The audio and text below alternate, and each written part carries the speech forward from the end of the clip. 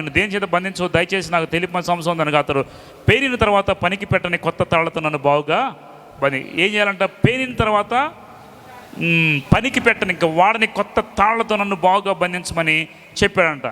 చెప్పేసిన తర్వాత సంసోన్ ఏం చేసింది, నైటు నిద్రపుచ్చింది, ఆ తాళ్లతో బంధి సంసోన్ ఇదిగో తిరిగి వచ్చేసరి లేకపోతే లేచాడు, టక్ టక్ అని తెంపేశాడు. ఇప్పుడు తెలియలేక లేదు, ఎన్నిసార్లు అబద్ధం చెబుతారు నాకు అనుకుని మనసులో అనుకొని మళ్ళీ ఏడుస్తుంది. ఇందాక ఏం చేసింది, 7 సార్లు ఏడ్చింది ఫస్ట్ భార్య. అదే రూట్లో వచ్చింది ఈవిడ కూడా. మరలా వచ్చి 13 వచ్చినప్పుడు తెలియలా, ఇదివరకు నీవు నన్ను ఎగతాళి చేసి నాతో అబద్ధములు ఆడుతుంది, నిన్ను దేనివల్ల బంధించు నాకు తెలుపమని సంసోనుతో చెప్పగలదు, నీవు నా తల జడలు 7 అల్లిన ఎడల సరి అని ఆమెతో చెప్పింది. ఇప్పుడు తల జడ ఏం చేయాలంట, 7 సార్లు అల్లాలంట. ఎన్ని స్టోరీలు చెబుతున్నాడు సంసోన్ తప్పించుకోవడానికి. చెప్పాడు, అల్లేసింది. సంసోన్, ఫిలిస్తీన్లు నీ మీద పడుతున్నారు అతను చెప్పినప్పుడు అతను నిద్ర మేలుకొని మగ్గపు మేకుని అతను కూడా తీసుకుని పోయాను. అప్పుడు ఆమె, నా యందు నీకు ఇష్టం లేనప్పుడు నేను నిన్ను ప్రేమించున్నాను, నీవెందుకు. ఇదేంటి plan number 2. Plan A fail అయిపోతే ఇదేంటిది ప్లాన్ నెంబర్ 2. నిజంగా నన్ను ప్రేమిస్తున్నావు నువ్వు, నాకు తెలిసి మీ అందరికీ అనుభవం ఏంటిది ఇది. నీవు నిజంగా నన్ను ప్రేమిస్తే నాకు ఎందుకు నువ్వు అబద్ధం చెప్పి ముమ్మారు నన్ను ఎగతాళి చేసి నీ గొప్ప బలము దేనిలో ఉన్నావు నాకు తెలవకపోతే అతనితో నేను 16 వచ్చిన చూడండి.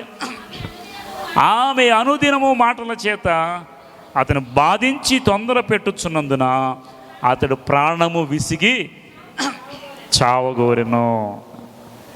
అప్పుడు అతడు తన అభిప్రాయం అంతా ఆమెకు, వినండి జాగ్రత్తగా, అసలు 3 సార్లు ఏదో చెప్పి తప్పించుకున్నాడు, కానీ 4వ సార్లు తప్పించుకున్నాడా? ఒకటే అడిగింది, నువ్వు నిజంగా నన్ను ప్రేమిస్తున్నావా, ప్రేమిస్తే నిజం చెప్పు. ఇక ఆయన ప్రేమకు బద్ధుడైపోయాడు, నిజమైన ప్రేమికుడు బద్ధుడైపోయి ఉన్న సీక్రెట్ మొత్తం చెప్పేశాడు. అంతకుముందు సీక్రెట్ చెప్పి తెచ్చుకున్నాడు. ఇప్పుడైనా జ్ఞానం ఉండదు సంసోన్కి, ఉందా?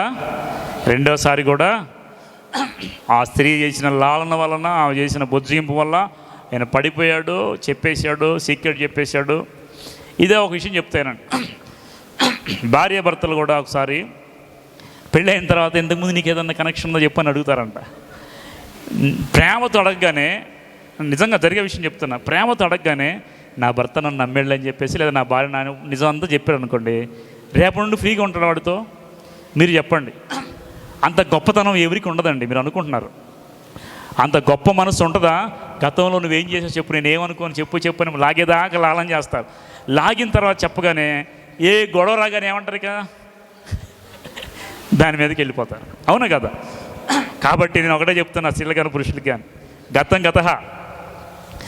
మీరు తొందరపడి మంచివాళ్ళు అని చెప్పేసారు అనుకో, మీ జుట్టు వాళ్ళ చేతిలో ఉంటుంది. నీవు సచ్చేదాకా సాధిస్తానే ఉంటారు, స్త్రీ కానీ పురుషుడు కానీ.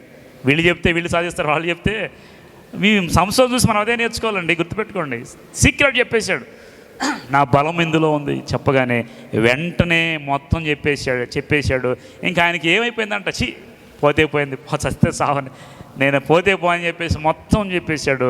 అప్పుడు చెప్పాడు, నా తల్లి గర్భం నుండి 17వ వచనంలో, నేను పుట్టిన మొదలుకొని నాజీరు చేయబడిన వాడనై ఉన్నాను, నా తల మీదకి మంగళగత్తి రాలేదు, నాకు క్షౌరము చేసినట్లా నా బలము నాలో తగిలిపోయి ఇతర మనుషులు నామెతో అని ఆమె అభిప్రాయం అంతా తనకు తెలిపిన తెలియలో ఎరిగి ఆమె వర్తమానం ఫిలిస్తీయుల శబ్దాన్ని పిలిపించి ఆయన ఏం చేసిందంట, ఈసారికి రండి. 3 సార్లు చెప్తే వాళ్ళు నమ్మట్లే. ఇంకా సరే ఈసారికి రండి అని చెప్పేసి ఇలా పిలిపిస్తే సర్దారులు రూపాయలను చేత పట్టుకుని ఆమె యొద్దకు రాగా రూపాయల కోసం అమ్మేసుకుంది ఆవిడ. 18వ వచ్చిన ఆమె తన తొడ మీద అతను నిద్రపచ్చి ఒక మనిషిని పిలిపించి వాని చేత అతని తల మీద 7 జడల క్షౌరం చేయించి అతన్ని బాధించుటకు సొలొమోను యుద్ధానికి వెళ్లకుండా మేడ మీద కూర్చున్నాడు. ఏదైనా ఫిలిస్తీన్లు రక్షించడానికి సంసోను దేవుడు ఏర్పాటు చేసుకుంటే, ఫిలిస్తీన్ల రక్షణ కోసం వెళ్ళకుండా ఎక్కడ పడుకున్నాడు ఆయన? అక్కడ చూడండి, ఆమె తొడ మీద అతను నిద్రపుచ్చింది, తొడ మీద పడుకుని నిద్రపోతున్నాడు. చక్కగా కూర్చోబెట్టి గుండెంతా గీసేసింది, జుట్టు మొత్తం గీసేసింది, అయిపోయింది, బాధించడం మొదలు పెట్టేసింది, తొలగిపోయినప్పుడు సంసోను ఫిలిస్తీన్ మీద పడుతున్నారనగా అది నిద్రపడుచుకోడు. ఎప్పుడులాగా లేచి మనగాడు ఇప్పుడు లేచి ఇంక ఇట్లా అంటున్నాడా, ఏముందో తాళ్ళు తెంచేయచ్చు అనుకుంటే ఇట్లా అంటే ఏముంది అక్కడ, ఇంకా ఏమైనా ఉందంటారా? అప్పటికే దేవుడు అతనిని ఎడబాసిన, అతనికి మనకి తెలియకుండా దేవుడు ఎడబాసిననే పరిస్థితి తెలియకుండానే మనం ఏమైపోతాం తెలుసా, ఒక్కోసారి ఏముందిలే అనుకుంటాం. నిజంగా చాలా విషయాలు ఈ విషయం గుర్తుపెట్టుకోండి, దేవుడు విడిచిపెట్టేంతవరకు మనకు తెలియదు. ఏముందో అని పాపం కంటిన్యూ చేస్తూ పాపంలో ఉంటూ సంవత్సరంలాగా పడిపోతూ ఉంటారు. కానీ దేవుడు ఎడబాల్సినప్పటికీ అతనికి తెలియలేదు. ఏముంది, ఇంకా తీసుకెళ్ళిపోయారు. సంసోనికి ఏం చేశారు? కళ్ళు బీకేశారు. ఆ నూనె గీసే గాని కొండ చూసారా, దాన్ని కట్టేసి చుట్టూ తిప్పుతున్నారు. ఇప్పుడు ఆ వాళ్ళకి సింహసపంలాగా ఉన్నవాడు, చుక్కలు చూపించినవాడు ఇప్పుడు కళ్ళు చూడటానికి లేక గానుగు తిప్పుతూ ఉంటే అందరూ వచ్చి ఎగతాళి చేస్తున్నారు. నీకున్న స్థితి హీరో, ఇప్పుడు ఏమైపోయావు? జీరో. దానికి కారణం ఎవరు? సంసోను. నేను అంటాను దలీలా కూడా కాదు. సంసోనులో ఉన్నటువంటి మోహం ఏం చేసింది తెలుసా? నేను దేవుని కోసం నాజీవి చేయబడ్డానే, ప్రత్యేకించబడ్డానే అనేటువంటి ఆలోచన లేకుండా ఏముంది అని వెళ్ళిపోయాడు. ఈరోజు ఏం చేస్తున్నాడు? తిరగలి శత్రువులకి సింహస్వప్నంలో ఉన్నటువంటి సంసోను ఈరోజు బానిస అయిపోయాడు. తిరగల విసురుతున్నాడు, పశ్చాత్తాపడుతున్నాడు. ఇక అయ్యో నన్ను ఎందుకు పుట్టించు, కనీసం చూపు కూడా లేదు ఇప్పుడు చూడడానికి. ఇప్పుడు ఆ స్త్రీని చూసి మోహించాడు కదా, అందంగా ఉందని స్త్రీని చూసి మోహించాడు, కానీ ఇప్పుడు దేవుడు ఆ చూపు ఉంచాడా? చూపు కూడా లేదు. నేనేం చెప్తానంటే, ఏదైతే మనల్ని వెనకకి లాగే చెడ్డ అలవాట్లు ఉంటాయో వాటిని మానుకుంటే మంచిది. మానుకోకపోతే ఒకానొక రోజు సంసోను వలె మన స్థితి కూడా వస్తుంది. కాబట్టి ముందే గుర్తెరిగి, ఒకసారి తప్పు చేశాడు, దేవుడు క్షమించి వదిలేశాడు. రెండోసారి కూడా మరలా ఆ స్త్రీకి మొత్తం చెప్పేశాడు. మొత్తం నాజీరు చేయబడి ప్రత్యేకించబడినవాడు, ప్రత్యేక జీవించకుండా మొత్తం అని తీసుకెళ్ళిపోయి అన్యురాల చేతిలో పెట్టేశాడు. దెబ్బకి ఏమైపోయిందంతా పోగొట్టుకున్నాడు. హీరోగా ఉన్నవాడు జీరో అయిపోయి తిరగల విసురుతున్నాడు, నూనె గానికి విసురుతున్నాడు. అప్పుడు పశ్చాత్తాపడి చివరికి సంసోను ఏం చేసి తెలుసా? పశ్చాత్తాపడిపోయి ఒక మాట మాట్లాడతాడు. చూడండి ఒకసారి. అప్పుడు సంసోను 28 వచ్చిన చూడండి, 27 కూడా చదువమ్మా, 27 కూడా చదువు. ఆ గుడి స్త్రీ పురుషులతో నిండి ఉండను, ఫిలిస్తీన్ల సర్దారులు అందరూ అక్కడ ఉండి వారు సంసోను ఎగతాళి. ఇంతకుముందు ఎగతాళి చేసే దమ్ము ఎవరికనుందా? సంసోనుని. ఇప్పుడు వాళ్ళు ఎగతాళి చేసేలాగా సంసోను వచ్చేసాడు. ఎగతాళి చేయగా అక్కడ నుండి ఏం చేశారు వాళ్ళు? ఆ గుడి గొప్ప మీద స్త్రీ పురుషులు అమరామి 3000 మంది చూచుండ. అప్పుడు సంసోను, యెహోవా ప్రభువా, దయచేసి నన్ను జ్ఞాపకము చేసుకునుము. దేవా, దయచేసి ఈసారి మాత్రమే నన్ను బలపరచుము. నా 2 కన్నుల నిమిత్తం ఫిలిస్తీన్ ఒక్క మారే దండించి పగ తీర్చుకొని నిమ్మని యెహోవాకు మొర్ర పెట్టగా ఏం జరిగింది? ఆ గుడికి ఆధారంగా 2 మధ్య స్తంభములలో ఒకదాని కుడి చేతను ఒకదాని ఎడమ చేతను పట్టుకొని నేను ఫిలిస్తీన్లు చనిపోదముగా కానీ చెప్పి బలముతో వంగినప్పుడు గుడి ఆ సర్దారుల మీదను దానిలో ఉన్న జనులందరి మీదను పడిన. మరణకాలం అతను చంపిన వారి శవముల లెక్క జీవితకాలం అతను చంపిన వారి లెక్క కంటే ఎక్కువ అయినప్పుడు అతని స్వదేశ జనులు అతని తండ్రి ఇంటి వారందరూ అతని తీసుకొని మోసుకొని వచ్చి జోర్యాకును ఎస్తాలకు మధ్య ఉన్న అతని తండ్రి అయిన మనోహ సమాధిలో అతను 20 సంవత్సరములు ఇశ్రాయేలుకు అధిపతిగా. ఎన్ని సంవత్సరాలు? పిల్లలు మాట్లాడద్దు, వినండి జాగ్రత్త. చివరికి గానుగ తిప్పుతుంటే ఆయనకి బుద్ధి వచ్చింది. అదేదో బలం ఉన్నప్పుడే బుద్ధి వస్తే ఇంకా బాగా చేసేవాడు కదా. గానుగది జనరల్గా పోగొట్టుకున్న తర్వాతే బుద్ధి వస్తుంది ఎవరికైనా. ముందు వస్తుంది అంటారా? 5గురికి బుద్ధి లేని కన్యకలు వెళ్ళిపోయిన తర్వాత బుద్ధి వచ్చింది. నూనె కోసం వెళ్ళే ఉపయోగం ఉందా? ఏశావుకి అమ్ముకున్న తర్వాత బుద్ధి వచ్చి వెతికాడు, ఉపయోగం ఉందా? జ్యేష్ఠత్వం పోగొట్టుకున్న తర్వాత దానికోసం ఎంతో ఆశీర్వాదం కోసం ఎంతో ప్రయత్నం చేశాడు, కానీ అతనికి అవకాశం లేదు. ఆ వాక్యం కూడా ఒకసారి చూద్దాం. చూడండి, ఆ జ్యేష్ఠత్వాన్ని పోగొట్టుకున్నటువంటి చూడండి ఆ వాక్యం ఎక్కడుంది చూడండి ఒకసారి. నీకు ఎక్కడన్నా గుర్తుందా? ఏశావు ఆదికాండం 25:31 చూసి హెబ్రీ 12:16 చూడమ్మా.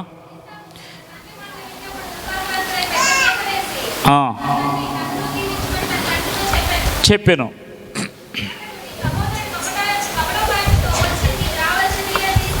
తీసుకొని పోయాను. చాలు. ఇంకా ఇప్పుడు ఇది ఆదికాండం కదమ్మా. ఇప్పుడు హెబ్రీ పత్రిక 12:16-17 చూడడం. ఒక్క పూట కూటి కొరకు తన జ్యేష్ఠత్వ హక్కును అమ్మివేసిన ఏశావు వంటి ఏమన్నాడు అక్కడ? భ్రష్టుడైన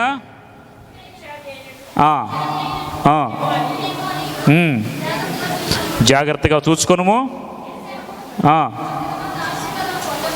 ఆ తర్వాత ఆశీర్వాదం పొందగోరి కన్నీళ్లు విడుచుచు దానికోసం శ్రద్ధతో వెతికినను మారు మనస్సు పొందిన అవకాశము దొరకక విసర్జి. వినండి, అర్థమవుతుంది మీ అందరికి. ఇప్పుడు పిల్లలు కూర్చోండి.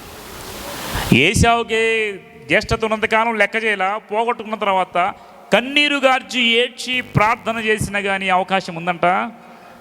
సంసోను కూడా నాకు తెలిసి కన్నీరు గార్చి ఏడ్చి ప్రార్థన చేసి ప్రభువా ఒక్కసారి జ్ఞాపకం చేసుకో అని అడిగాడు. దేవుడు బలం ఇచ్చాడు, నిజంగానే బలం ఇచ్చాడు. ఇచ్చిన తర్వాత దాగోను దేవాలయం అంట, అది దాని ఆర్కిటెక్చర్ ఎలా ఉంటుందంటే పిల్లర్స్ ఉంటాయి ఇంటికి, కానీ ఆ దేవాలయానికి 2 పిల్లర్స్ ఉంటాయంట. దీని మీద కట్టారు మొత్తం దేవాలయం. దాదాపు 3,000 మంది పైగా అక్కడ కూర్చొని ఉన్నారు, ఎగతాళి చేస్తున్నారు. ఇప్పుడు ప్రభువుతో అంటాడు, ప్రభువా ఒక్కసారి నన్ను జ్ఞాపకం చేసుకో, వీళ్ళందరి మీద నేను ఒకసారి పగ తీర్చుకుంటానని చెప్పేసి అందరూ ఊరంతా ఒకచోటే ఉన్నారు కదా. ఇప్పుడు దేవుని ఆత్మ బలంగా ఆయన మీదకి వచ్చినప్పుడు ఈ 2 కుడి చేతులతో ఒకటి ఎడం చేత 2 స్తంభాలను ఇలా తిప్పగానే తనతో పాటు ఫిలిస్తీన్లందరూ కూడా చచ్చిపోయారు. ఇప్పుడు చూడండి, కళ్ళు పోగొట్టుకున్నాడు, ప్రాణం పోగొట్టుకున్నాడు. 20 ఏళ్ళే పనిచేసి, అంతకు 40 ఏళ్ళు చేసిన వాళ్ళు ఉన్నారు. తొందరపడి ఆయన చేసిన తప్పిదం వల్ల ఆ జ్యేష్ఠత్వాన్ని పోగొట్టుకున్నాడు ఏశావు. ఇక్కడ న్యాయాధిపతుల కాలాన్ని కూడా పోగొట్టుకున్నాడు సంసోను. కాబట్టి బలం ఉన్నప్పుడు బలాన్ని సరిగా సద్వినియోగపరచకపోతే తీసివేయబడుతుంది. జ్ఞానం ఉన్నప్పుడు జ్ఞానాన్ని సరిగా సద్వినియోగపరచకపోతే తీసివేయబడుతుంది. కాబట్టి దేవునికి లోబడి మనం ఎప్పుడు కూడా దేవుని యొక్క మాట చొప్పున నడిస్తే ఖచ్చితంగా దాన్ని కాపాడుకోండి. కాబట్టి సంస్థను చూసి మనం ఏమి నేర్చుకోవాలంటే దేవుడిచ్చిన కృపను మాత్రము పోగొట్టుకోవద్దు. అన్నీ పోగొట్టుకున్న తర్వాత వెతికిన అవకాశం అనేది దొరకదు. కాబట్టి అవకాశం ఉండగానే, సమయం ఉండగానే సరి చేసుకుందాం, జ్ఞాపకం చేసుకోండి. సంసోను గురించి మీకు అన్ని గుర్తొచ్చినాయి. సంసోను ఎలాంటి వాడంట? నాజీరు అంటే ఏంటి? ప్రత్యేకించబడ్డం, ఒక వ్రతం లాంటిది. ఆయన చేసిన అద్భుతాలు ఏమేంటి చెప్పండి ఒకసారి. సంసోను చేసిన అద్భుతాలు: సింహపు నోటిని చీల్చి వేసాడు, మేకపిల్లని చీల్చినట్టు. రెండవది 300 నక్కలను తోకలు కట్టి తీడులు కట్టి పొలాల మీద వేసాడు. మూడవది ఏంటి? గాడిదేముగుతో దవడతో 1000 మందిని చంపేశాడు. నాలుగవది ఏంటి? తిమ్నాథ్ యొక్క ద్వార బంధకాల్లో ఉన్న పెద్ద గేట్లో ఎత్తి భుజాన్ని పెట్టుకుని వెళ్ళిపోయాడు, తింపి పడేసాడు. తర్వాత ఇంకోటి ఏం చేశాడు? దాగోను దేవాలయం చూసారా, 2 చీల్చి మొత్తాన్ని పడేసి అనేక మందిని చంపేశాడు. ఇది సంసోను జీవితంలో జరిగినటువంటి ఉద్దేశాలు.